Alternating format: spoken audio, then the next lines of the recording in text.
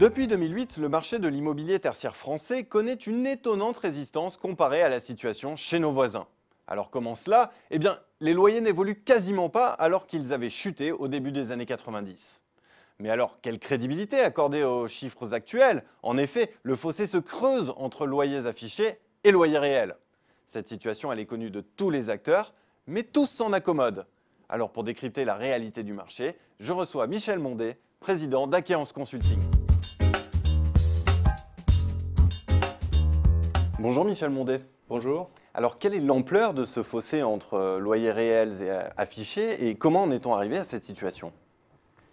Eh bien, il est quasiment impossible de donner un chiffre précis sur l'écart. Ce dont on est sûr, c'est que certaines franchises de loyer peuvent atteindre 9 à 10 mois, ce qui est considérable.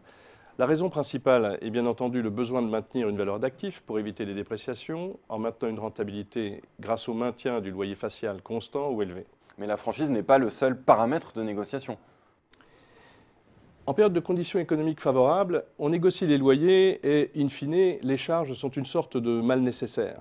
Aujourd'hui, les conditions économiques ne sont pas favorables.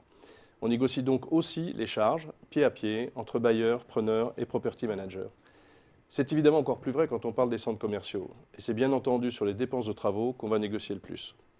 Au final, on a tendance à négocier une sorte de package loyer plus charge. Mais alors comment cette opacité se traduit-elle aujourd'hui dans les contrats entre les parties? Alors il y a là un vrai paradoxe.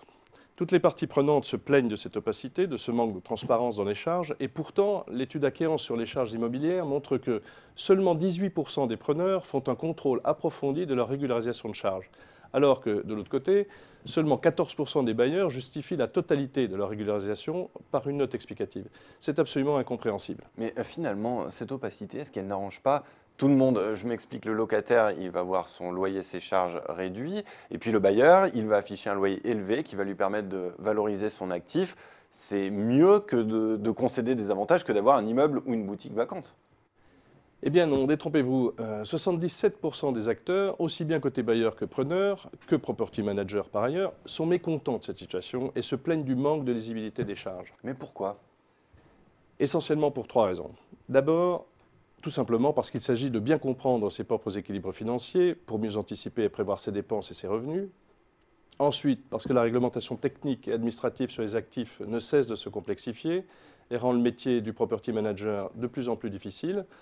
Enfin, parce que globalement, les marges de manœuvre financières se réduisent pour tout le monde, alors que les contraintes réglementaires alourdissent la facture. Mais alors, comment faire pour mettre fin à cette situation? D'abord, il serait bon de cesser de vouloir tout réglementer et tout contraindre.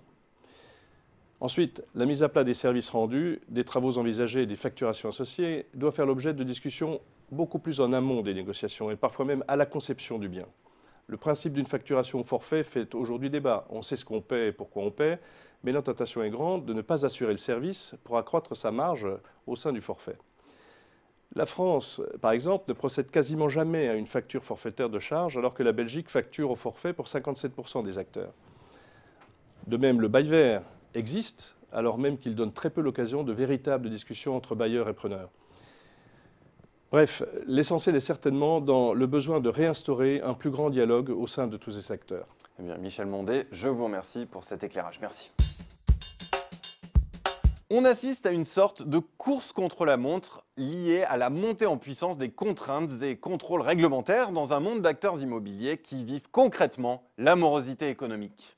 Cette situation, elle cristallise les rapports de force et les négociations des loyers et charges. Il serait donc temps que les acteurs de l'immobilier tertiaire cassent les tabous et parlent plus vrai de leurs services rendus et des coûts associés avant de perdre toute marge de manœuvre financière.